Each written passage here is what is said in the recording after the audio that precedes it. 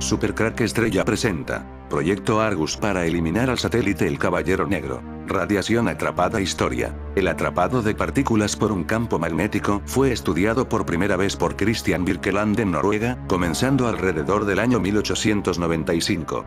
Birkeland apuntó haces de electrones, llamados en aquellos tiempos rayos catódicos, hacia una esfera imantada o terrella situada dentro de una cámara de vacío y observó que parecían canalizarse hacia los polos magnéticos. Requirió la ayuda de su antiguo profesor, el renombrado matemático francés Henri Poincaré, para examinar su movimiento. Poincaré logró resolver el problema del movimiento de partículas cargadas cerca de un polo magnético aislado, mostrando que se movían en espiral alrededor de las líneas del campo y que eran repelidas por las regiones con un campo fuerte. Cálculos de Stoermer. Un campo magnético aislado es una abstracción matemática. Un problema más realista, de más interés para Birkeland, era el movimiento de la partícula cerca de una barra magnética o dipolo, que se aproximaba mejor al campo de la Tierra o de su terrella.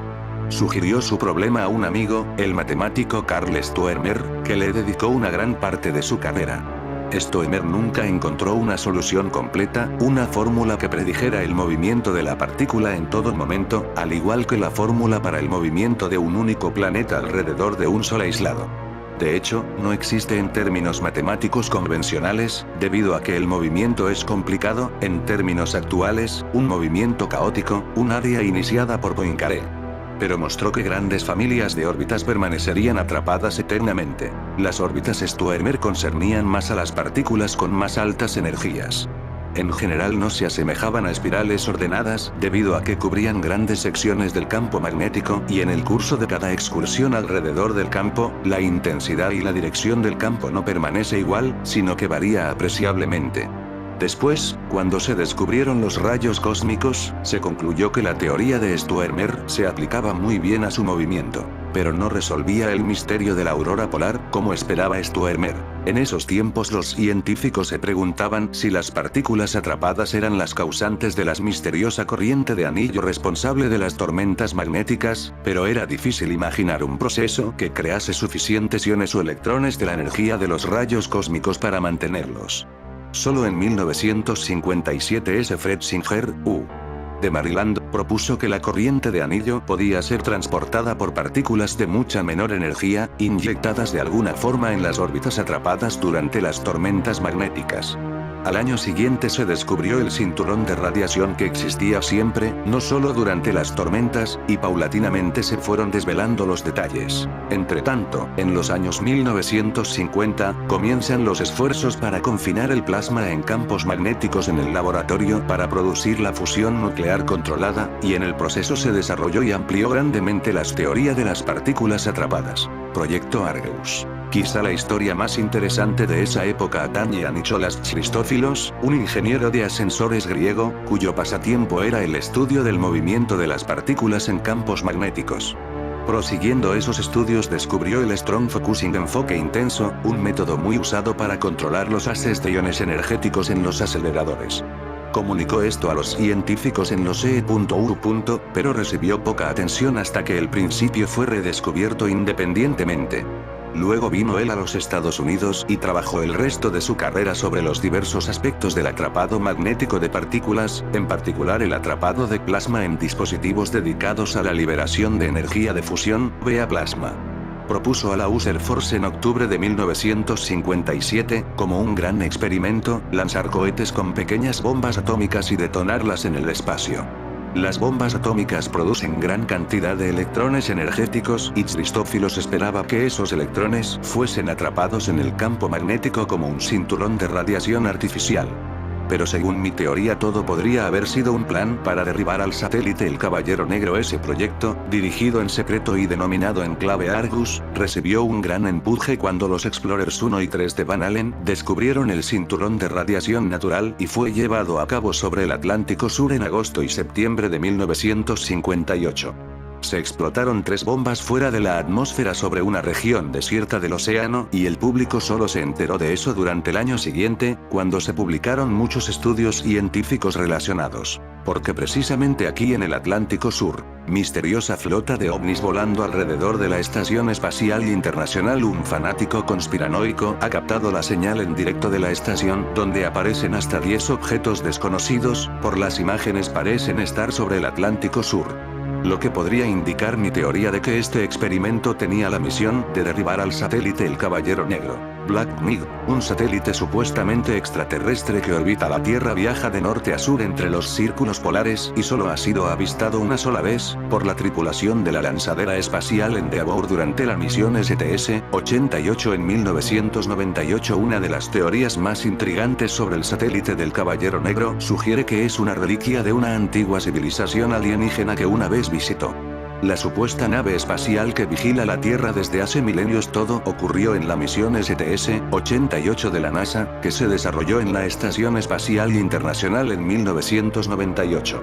Durante un paseo extravehicular, a uno de los astronautas se le escapó una manta térmica. El objeto se perdió por el espacio y el cosmonauta ruso Sergei Krikalev consiguió fotografiarlo. La NASA catalogó el objeto como basura espacial y le asignó el número 025570. Pero la publicación de la foto alimentó la teoría sobre la vigilancia alienígena. No obstante, estas historias circulan desde finales del siglo XIX.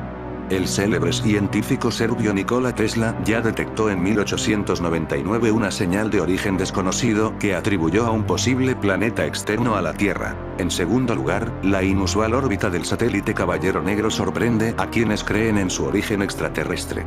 A diferencia de la mayoría de los satélites, que siguen trayectorias predecibles, el satélite Black Knight ha sido observado en una órbita polar, una trayectoria que le permite pasar sobre los polos norte y sur. Esta órbita es muy inusual y sugiere un diseño deliberado, lo que potencialmente indica un propósito inteligente detrás de su ubicación. 5. Además, los defensores de la teoría de la comunicación extraterrestre señalan casos en los que la órbita del satélite Caballero Negro ha coincidido con acontecimientos importantes en la Tierra.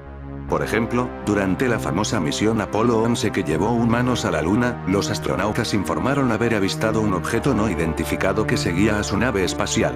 Algunos especulan que este objeto podría haber sido el satélite Caballero Negro, que monitorea el progreso de la humanidad en la exploración espacial. Una teoría sugiere que el satélite Caballero Negro es una nave espacial extraterrestre enviada por una civilización alienígena avanzada para observar nuestro planeta. Los defensores de esta teoría argumentan que su órbita inusual, que es diferente de cualquier satélite conocido construido por el hombre, es evidencia de su origen extraterrestre. Creen que el Caballero Negro puede estar monitoreando las actividades de la Tierra, recopilando información o incluso sirviendo como dispositivo de comunicación para sus creadores alienígenas y los viajeros del tiempo, como la viajera del tiempo que aparece en Oslo, Noruega en 1890 hablando con un teléfono móvil. La foto fue realizada por Carl Stormer, el mismo que participó en el descubrimiento del satélite El Caballero Negro. Otro aspecto intrigante del satélite del Caballero Negro es su supuesta conexión con civilizaciones antiguas. Algunos teóricos sugieren que el objeto ha estado orbitando la Tierra durante miles de años, remontándose a la antigüedad. Señalan textos antiguos y obras de arte que representan objetos similares en el cielo, lo que sugiere que civilizaciones avanzadas del pasado pueden haber encontrado al Caballero Negro. Esta teoría plantea dudas sobre la verdadera historia de la civilización humana y la posibilidad de contacto extraterrestre en la antigüedad. Y nos hace pensar que los ángeles caídos usan de este tipo de tecnología. El enigma que rodea al satélite del Caballero Negro comienza con sus misteriosos orígenes. Algunos teóricos de la conspiración creen que el satélite es una nave espacial extraterrestre, mientras que otros sostienen que es una reliquia de una antigua civilización avanzada. La falta de pruebas concretas ha alimentado la especulación y la curiosidad durante décadas. La hipótesis extraterrestre. Los defensores de esta teoría afirman que el satélite Black Knight es una nave espacial extraterrestre enviada para monitorear la Tierra. Señalan supuestos avistamientos y señales de radio anómalas como evidencia de su naturaleza extraterrestre. Sin embargo, los escépticos argumentan que estos avistamientos pueden atribuirse a desechos espaciales u otros objetos fabricados por el hombre. Sin pruebas definitivas, la hipótesis extraterrestre sigue siendo especulativa. La hipótesis de la civilización antigua. Otra perspectiva sugiere que el satélite del Caballero Negro es un remanente de una civilización antigua avanzada. Esta teoría establece paralelismos con otros artefactos antiguos inexplicables, como las líneas de Nazca o las grandes pirámides. Sus defensores argumentan que la órbita precisa del satélite y su diseño sofisticado indican un nivel de tecnología más allá de nuestras capacidades actuales. Sin embargo, los críticos cuestionan la viabilidad de que una civilización antigua realice viajes espaciales y argumentan que el satélite puede ser simplemente un trozo de basura moderna. Teniendo en cuenta la evidencia disponible, es difícil determinar los verdaderos orígenes del satélite del Caballero Negro. Si bien la hipótesis extraterrestre puede cautivar la imaginación, la falta de pruebas concretas la hace menos probable. La hipótesis de la civilización antigua también presenta desafíos, ya que requiere un nivel de avance tecnológico que parece improbable para una civilización anterior a la nuestra. Sin más pruebas, debemos permanecer abiertos a otras posibilidades y seguir explorando el misterio. 2. La extraña órbita del satélite del Caballero Negro. Uno de los aspectos más intrigantes del satélite Black Knight es su peculiar órbita alrededor de la Tierra. A diferencia de la mayoría de los satélites, que siguen trayectorias predecibles, la órbita del satélite Caballero Negro es muy elíptica y está inclinada en un ángulo inusual. Esta trayectoria irregular ha desconcertado tanto a los científicos como a los teóricos de la conspiración. Desechos espaciales naturales. Los escépticos sostienen que la órbita del satélite puede explicarse como resultado de fuerzas naturales. Proponen que se trata de un trozo de basura espacial, como la etapa de un cohete desechado o un satélite desaparecido, atrapado en una danza gravitacional con la Tierra. Esta explicación se alinea con nuestra comprensión de la mecánica orbital y la presencia de basura espacial en la órbita de la Tierra.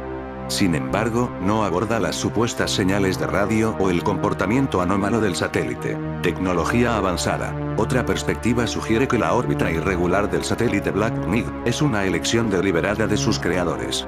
Los defensores de esta teoría argumentan que la órbita del satélite le permite permanecer oculto ante la detección o la interferencia. Proponen que podría estar equipado con tecnología de camuflaje avanzada o alguna forma de propulsión que le permita mantener su órbita. Si bien esta explicación es tentadora, se basa en gran medida en especulaciones y carece de pruebas concretas. Teniendo en cuenta la información disponible, la explicación de los desechos espaciales naturales parece más plausible. La presencia de basura espacial en la órbita de la Tierra está bien documentada y la órbita irregular del satélite Black Knight se alinea con nuestra comprensión de las fuerzas gravitacionales. Sin embargo, no se puede descartar por completo la posibilidad de tecnología avanzada. A medida que continuamos explorando el espacio y desarrollando nuevas tecnologías, es posible que algún día descubramos la verdad detrás de este desconcertante satélite. 3. Las enigmáticas señales de radio del satélite Black Knight. Uno de los aspectos más intrigantes del Black Knight satélite son las supuestas señales de radio que emite. Numerosos informes afirman que el satélite transmite señales misteriosas desde su descubrimiento. Estas señales han provocado especulaciones sobre su origen y propósito, lo que se suma a la mística que rodea al satélite. Fenómenos naturales. Los escépticos argumentan que las señales de radio atribuidas al satélite Caballero Negro pueden ser el resultado de fenómenos naturales o interferencias. Proponen que las señales podrían ser causadas por condiciones atmosféricas, actividad solar o incluso fuentes de radio artificiales. Esta explicación se alinea con nuestra comprensión de las señales de radio y el potencial de interferencia. Sin embargo, no explica la consistencia y el patrón observado en las señales. Comunicación inteligente. Otra perspectiva sugiere que las señales de radio son intentos de comunicación intencionales por parte de los creadores del satélite Caballero Negro. Los defensores de esta teoría argumentan que las señales contienen mensajes o datos codificados, que potencialmente revelan conocimientos o tecnología avanzados. Señalan el momento preciso y la frecuencia de las señales como evidencia de una intención inteligente. Sin embargo, los críticos argumentan que las señales pueden no ser más que ruido aleatorio o artefactos de nuestra propia tecnología. Considerando la evidencia disponible, la explicación de los fenómenos naturales parece más plausible. Nuestra comprensión de las señales de radio y el potencial de interferencia respalda esta perspectiva. Sin embargo, no se puede descartar por completo la posibilidad de una comunicación intencionada. A medida que continuamos estudiando y decodificando las señales, podemos descubrir nuevos conocimientos sobre el propósito y origen del enigmático satélite del Caballero Negro. La historia del satélite Black Knight se remonta a finales de la década de 1950, cuando los radioaficionados informaron de señales de radio inusuales procedentes del espacio. En 1954, los periódicos publicaron historias sobre un objeto no identificado denominado Caballero Negro que supuestamente se encontraba en una órbita polar alrededor de la Tierra. Algunos teóricos creen que el Caballero Negro ha estado presente en la órbita de la Tierra durante miles de años, señalando textos y artefactos antiguos que representan objetos misteriosos similares. Sin embargo, los escépticos argumentan que estas afirmaciones son meras especulaciones y carecen de pruebas concretas. 2. ¿Tecnología alienígena o desechos espaciales? Uno de los debates clave en torno al satélite Black Knight es si representa tecnología extraterrestre avanzada o simplemente desechos espaciales. Los defensores de la teoría de la tecnología alienígena argumentan que la forma inusual del objeto y su capacidad para mantener una órbita estable sugieren un diseño inteligente. Creen que el Caballero Negro podría ser una antigua reliquia dejada por una civilización alienígena avanzada, que podría monitorear o estudiar nuestro planeta. Por otro lado, los escépticos sostienen que el Caballero Negro no es más que un satélite extinto o un fragmento de basura espacial, dada la gran cantidad de objetos fabricados por el hombre que orbitan alrededor de la Tierra. 3. Anomalías inexplicables. Los partidarios de la teoría de las naves extraterrestres a menudo señalan varias anomalías inexplicables asociadas con el satélite del Caballero Negro. Una de esas anomalías es la supuesta transmisión de señales de radio desde el objeto, que algunos afirman haber interceptado. Estas señales, argumentan, exhiben patrones y frecuencias que están más allá de las capacidades de la tecnología humana. Además, ha habido informes de astronautas que observaron objetos extraños durante misiones espaciales, que algunos creen que podrían estar relacionados con el Caballero Negro. Sin embargo, los escépticos atribuyen estas anomalías a fenómenos naturales o mal funcionamiento de los equipos, descartando cualquier conexión extraterrestre. Satélite el Caballero Negro. Intentos para derribarlo podrían ser este experimento. La Operación Argus. Las bombas produjeron muchos electrones de alta energía. Algunos de ellos fueron guiados hacia arriba a lo largo de las líneas magnéticas, siguieron esas líneas a través del Ecuador y cayeron de nuevo cerca de las Islas Azores, donde fue vista una notable aurora artificial, en una región donde nunca antes se habían visto auroras. Otros electrones se reflejaron sobre la atmósfera y permanecieron atrapados, creando cinturones de radiación artificiales que decayeron paulatinamente en el transcurso de semanas. Los nuevos cinturones fueron estudiados por el satélite Explorer 4, construido para este propósito por el grupo de Van Allen en la Universidad de Iowa. La Operación Argus fue una misión secreta dedicada a realizar pruebas nucleares y de misiles efectuada entre agosto y septiembre de 1958 en el Océano Atlántico Sur por la Agencia de Defensa Nuclear de Estados Unidos, en colaboración con la misión espacial del Explorer 4. La Operación Argus se ejecutó entre las pruebas de la Operación ARTAC I y Operación ARTAC II. En estas pruebas participó la Corporación Aeronáutica Lockheed y la Comisión de Energía Atómica de Estados Unidos. El tiempo dedicado a las pruebas fue sustancialmente supeditado a la inestabilidad política del momento, en la que se estudiaba prohibir las pruebas nucleares atmosféricas y exoatmosféricas. En consecuencia, las pruebas se redujeron a medio año, en lugar de durar 1 o 2 años como era habitual. Las pruebas. Aproximadamente a 1800 kilómetros de Ciudad del Cabo, en Sudáfrica, el US Norton Sound lanzó 3 misiles X-17 armados con cabezas nucleares de 1,7 kilotones W-25 hacia las capas más altas de la atmósfera, donde tuvo lugar la explosión nuclear de gran altitud. Debido a la anomalía del Atlántico Sur, el cinturón de Van Allen está más cercano a la superficie de la Tierra en esta región. Esto, sumado a la extraordinaria altitud de las pruebas, evitó exponer al personal a cualquier radiación ionizante. Los programas de medida se coordinaron mediante satélites artificiales, cohetes y aeronave, y desde la superficie mediante estaciones del equipo estadounidense y también de otros gobiernos y agencias. Las pruebas fueron propuestas por Nicholas Christophilos del equipo del Laboratorio de Radiación de Lawrence, ahora Lawrence Livermore National Laboratory, con el objetivo de demostrar la teoría de Christophilos, que argumentaba que una detonación nuclear a gran altitud podría crear un cinturón de radiación en el extremo superior de las capas más altas de la atmósfera. Esos cinturones podrían tener un efecto similar a los cinturones de radiación de Van Allen. Estas radiaciones fueron estudiadas para un posible uso bélico, ya que son capaces de anular las comunicaciones de radio. ¿Cómo? Produciendo explosiones atómicas a gran altitud, en la capa exterior de la atmósfera, para originar un cinturón de radiación que funcionaría de forma similar a la de los cinturones de Van Allen. Estos, descubiertos por el físico norteamericano James Alfred Van Allen muy poco antes, en enero de 1958, gracias al lanzamiento del Explorer I, son dos zonas de la magnetosfera terrestre en las que se concentran grandes cantidades de protones y electrones procedentes del viento solar que captura el campo magnético de la Tierra, en menor medida, también de rayos cósmicos.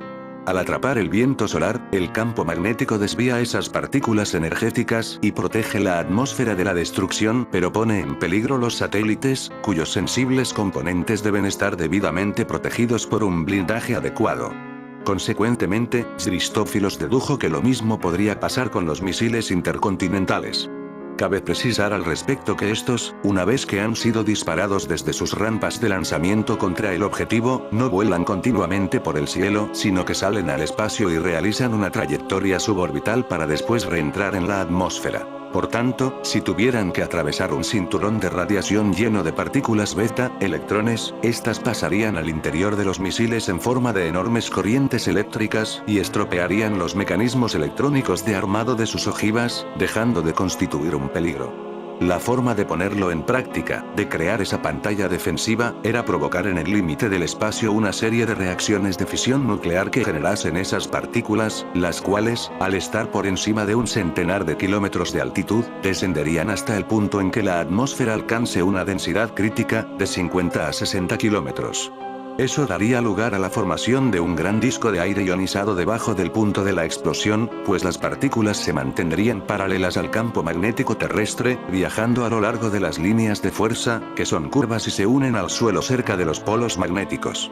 De hecho, en el Departamento de Defensa estaban preocupados con la idea de que los cinturones de Van Allen no fueran naturales sino el producto de pruebas atómicas soviéticas a gran altitud.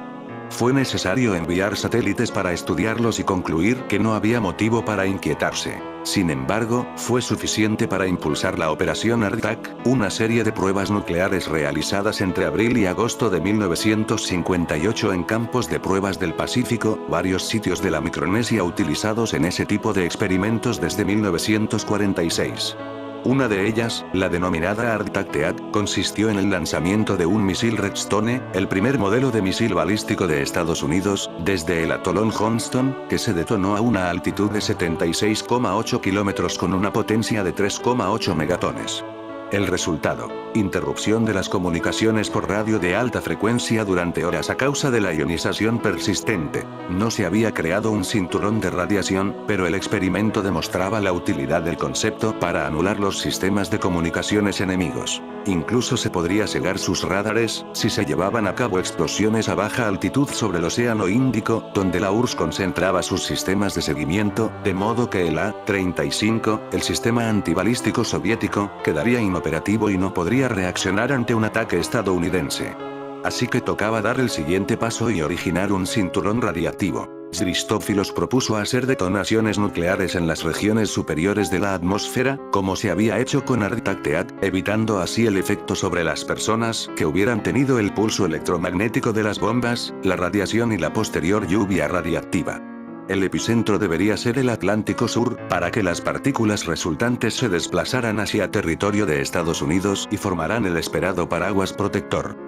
Eso sí, tenía que hacerse ya, puesto que en esos momentos las superpotencias estaban negociando una prohibición de las pruebas atómicas atmosféricas y exoatmosféricas a partir de octubre. Así fue como, a lo largo de agosto y septiembre de aquel 1958, apenas unos meses después de su concepción, en condiciones normales hubiera durado mucho más, quizá 1 o 2 años, se puso en marcha la ARTAC Argus, más tarde rebautizada Floral pero finalmente dejada en operación Argus por razones de seguridad.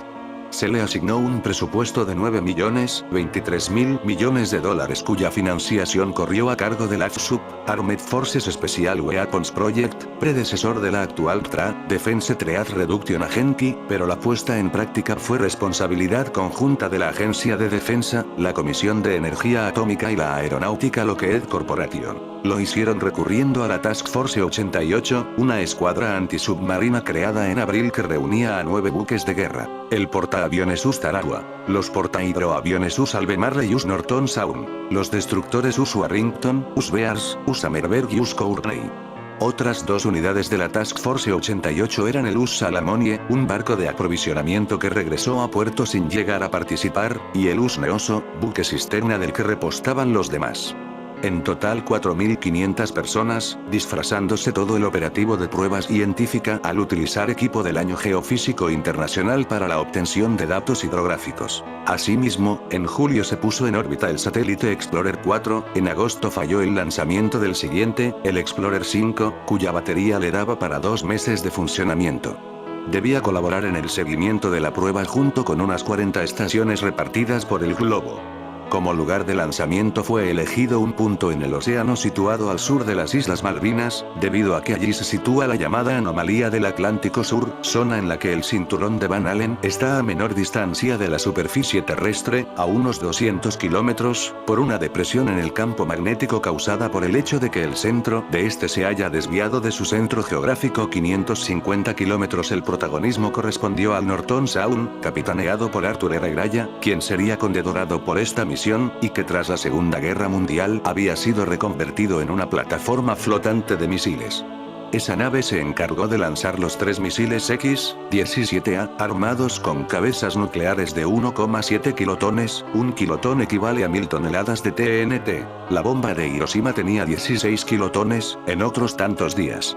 El Argus primero fue detonado el 27 de agosto a 200 kilómetros de altitud. El Argus segundo, el 30 del mismo mes a 256 kilómetros. Y el Argus tercero, el 6 de septiembre a 539 kilómetros, la explosión nuclear que ha habido a mayor distancia de la Tierra. Esas altitudes se establecieron para evitar que el personal de la operación se viera expuesto a la radiación ionizante, tomándose además otras medidas complementarias en ese sentido.